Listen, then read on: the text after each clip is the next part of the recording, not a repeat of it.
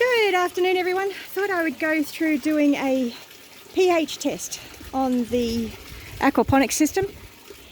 Now, it has been up and running now for 24 hours. I should have put some sea salt in it yesterday. Gavin put some in this morning. Would have liked to have done a pH test before that, but I didn't. So we'll go from now.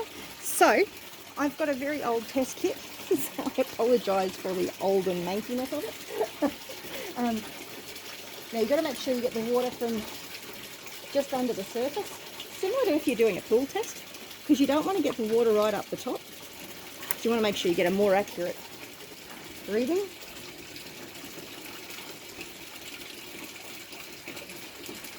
And you just got to fill it up to that little line. And I already had one of these little glass thingies open. I'll show you how it works, how I get it.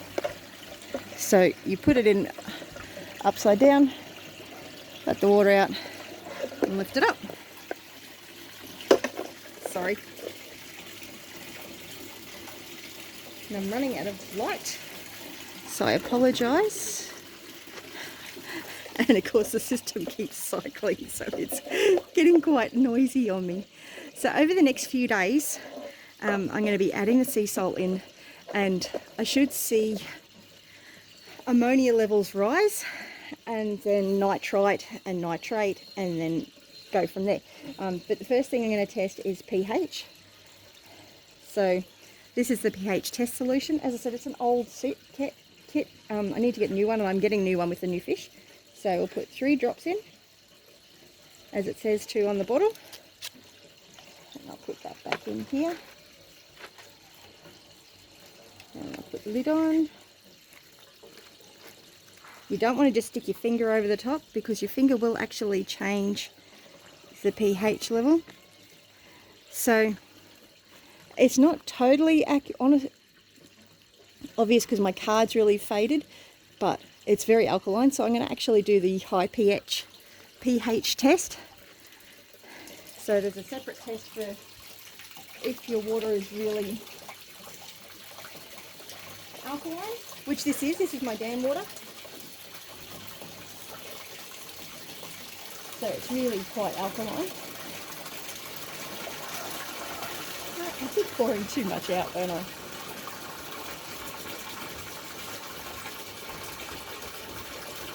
That's about right.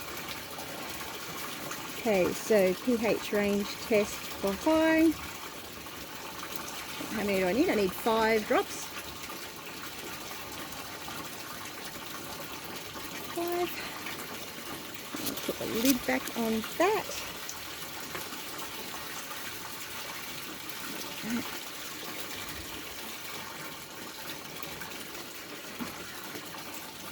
So it's a bit hard to tell, but it's probably around 8.2. It's probably 8.2 actually. It'll be nice to have a brand new card so I can see these colours better and not let it get UV damaged. So we've got the pH is around 8.2.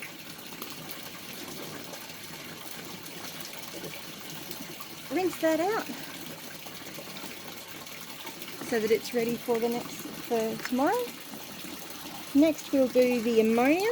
Now the ammonia comes in 2 bottles. So we've got this bottle, which is the bottle number 1, and I put 8 drops in of it.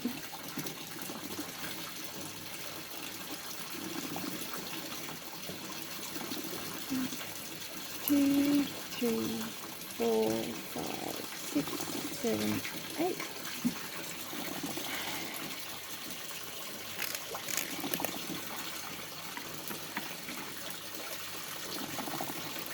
And then I'll get the other one, and I need 8 drops of it as well. 3, 4, 5, 6, 7, 8.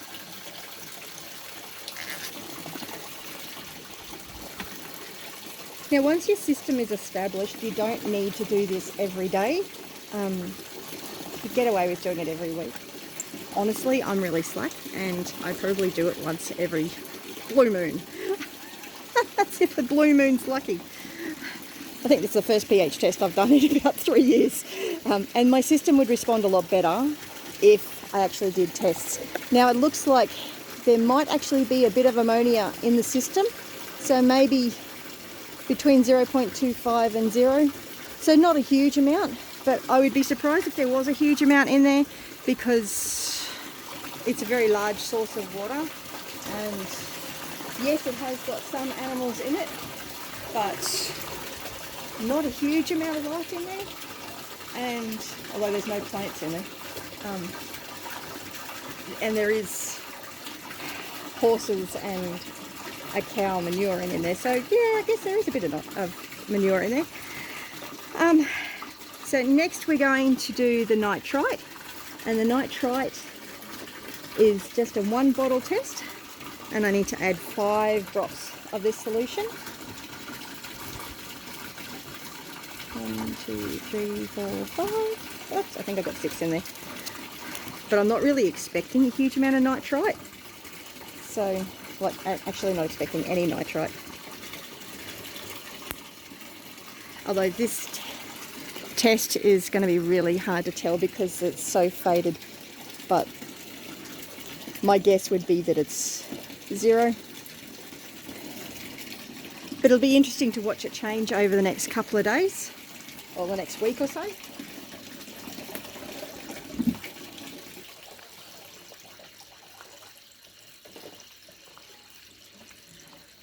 Now this is actually one thing that's really good if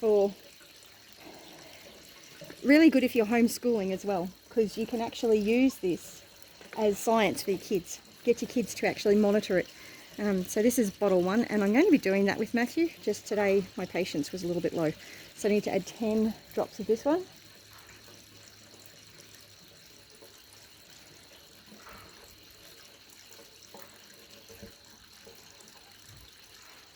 What I should do is actually set up a spreadsheet in my phone and track it. Should do that. So this is bottle number 2, and I need 10 drops of it.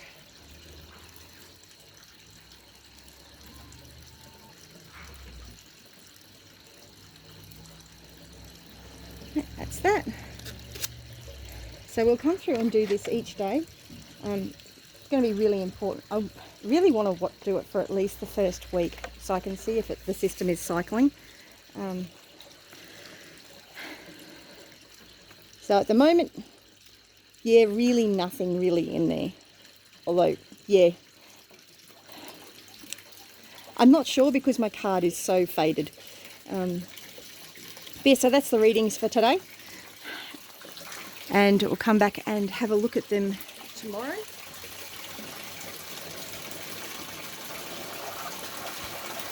And go from there.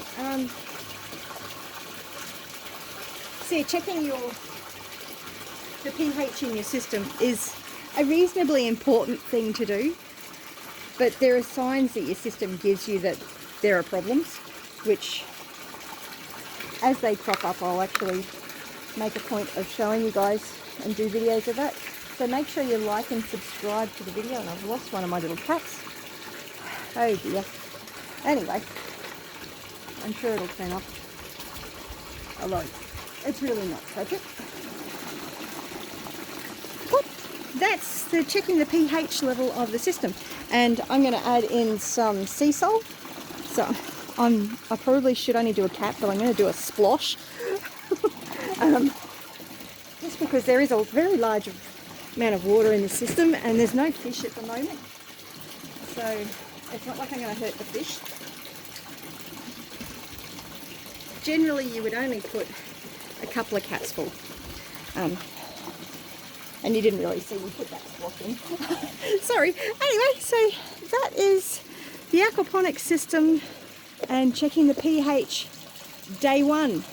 So we'll catch you tomorrow for the next one. Have a great one. Bless you.